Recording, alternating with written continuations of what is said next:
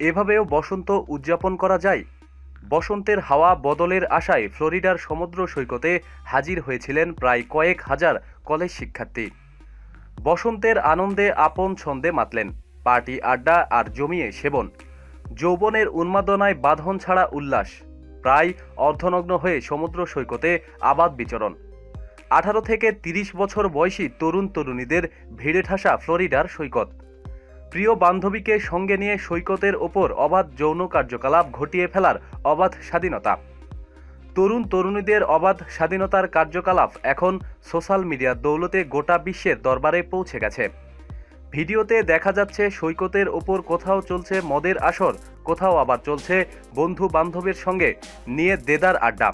প্রায় নগ্ন অবস্থায় তরুণীদের সেলফি তোলার ধুম। কোথাও আবার নগ্ন হয়ে বালির উপর শুয়ে চলছে বিশ্রাম।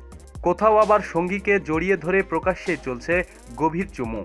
আবার কোথাও গভীর চুম্বন পৌঁছে গেছে তীব্র যৌন সুখে।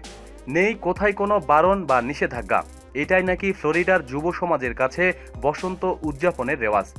এটাই নাকি চলে আসছে। তবে যুক্তরাষ্ট্রের এখন বসন্ত উদযাপনের রেওয়াজ যদি বাংলাদেশের সমুদ্র সৈকতে দেখা যেত, কি যে কাণ্ড ঘটত কে জানে।